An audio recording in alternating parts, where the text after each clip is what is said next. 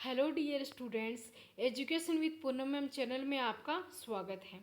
आज इस लेक्चर के अंदर हम जो पर्यावरण है उससे संबंधित यूपीएससी और पीसीएस के अंदर जो मुख्य परीक्षा में जो क्वेश्चन पूछे जाते हैं उसके बारे में डिस्कस करेंगे। तो जो आज का क्वेश्चन है वो देखते हैं कि भारत में वेटलैंड्स के संरक्षण के उपायों के विकास क्रम की चर्चा करते हुए वेटलैंड्स रूल्स 2017 की प्रमुख विशेषताओं का उल्लेख कीजिए। तो ये पर्यावरण मुख्य परीक्षा से संबंधित बहुत ही मोस्ट इम्पोर्टेंट क्वेश्चन है। आप इसको राइट डाउन कीजिए और इसकी प्रैक्टिस कीजिए और उसका जो आंसर है, इसकी की पॉइंट्स हैं, वो हम आपको इस लेक्चर के अंदर बताएंगे। तो जो आज का हमारा क्वेश्चन है वो है भारत में वेटलैंड्स के संरक्षण के उपायों के विकास क्रम की चर्चा करते हुए वेटलैंड्स रूल्स 2017 की प्रमुख विशेषताओं का उल्लेख कीजिए। उत्तर है पर्यावरण, वन एवं जलवायु परिवर्तन मंत्रालय।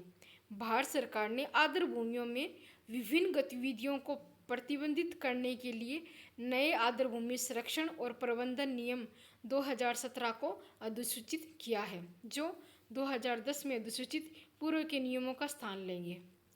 जो संविधान का अनुच्छेद 51 क है, इसके खंड 6 में यह बताया गया है कि भारत के प्रत्येक नागरिक का यह कर्तव्य होगा कि वह प्राकृतिक पर्यावरण की, जिसके अंतर्गत वन, झील, नदी और वन्य जीव है, उनकी रक्षा करे और उनका संवर्धन करे तथा प्राणी मात्र के प्रति दया भाव रखें।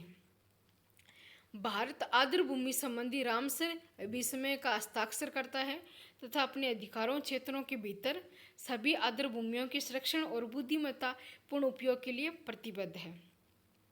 अब आगे है कि पर्यावरण जो संरक्षण अधिनियम है 1986, उसमें पर्यावरण को संरक्षण प्रदान करने, उसमें सुधार लाने के लिए एक व्यापक विधान है, जिसमें अन्य बातों के साथ साथ आर्द्र भूमि और उससे जुड़े मामले भी सम्मिलित हैं।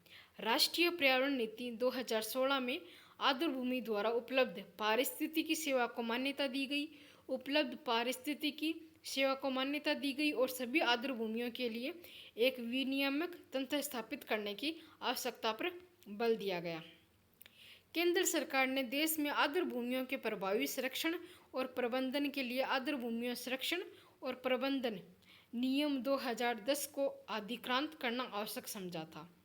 अब जो नियमों का लागू होना है उसके बारे में कि रामसर अभिसमय के अधीन अंतर्राष्ट्रीय महत्व की आर्द्र भूमि के रूप में वर्गीकृत आर्द्र भूमियाँ केंद्रीय सरकार, राज्य सरकार और संघ राज्य क्षेत्र प्रशासन द्वारा यथा अधिसूचित आर्द्र भूमियाँ।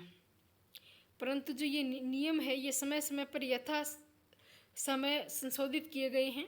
तो भारतीय वन अधिनियम 1927, वन जीव संरक्षण अधिनियम 1972, वन संरक्षण अधिनियम 1980, राज्य वन अधिनियम तथा तटीय विनियमन जोन अधिसूचना 2011, इसके अंतर्गत आने वाले क्षेत्रों में पड़ने वाले आर्द्र भूमियों पर ये जो संरक्षण अधिनियम है ये लागू नहीं होगा। अब नए नियमों की जो प्रमुख विशेषता हैं वो देखते हैं कि नए नियमों में आर्द्र भूमियों के गैर आर्द्र भूमि उपयोग हेतु परिवर्तन को प्रतिबिंबित किया गया है, जिसमें शहरों, कस्बों, गांवों और अन्य मानव अधिवासों व उद्योगों से अपशिष्टों की डंपिंग और अनौपचारिक कचरे के निपटान के साथ साथ नए उद्योगों की स्थापना और विस्तार शामिल है। अर्थात किसी भी प्रकार के अतिक्रमण को आर्द्र भूमियों में प्रतिबंधित किया गया है।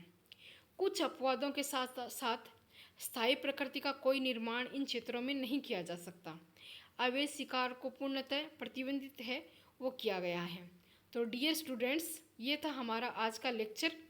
आपको ये लेक्चर कैसा लगा कमेंट करके ज़रूर बताएं। आप मेरे channel education with Poonam ma'am को सब्सक्राइब कीजिए, शेयर कीजिए और लाइक कीजिए और ज़्यादा से ज़्यादा अपने फ्रेंड्स के साथ पहुँचाइए। मैं अनअकैडमी पे भी एजुकेटर हूँ, तो आप मुझे अनअकैडमी पे भी फॉलो कीजिए। तो आज के लिए इतना ही। Thank you.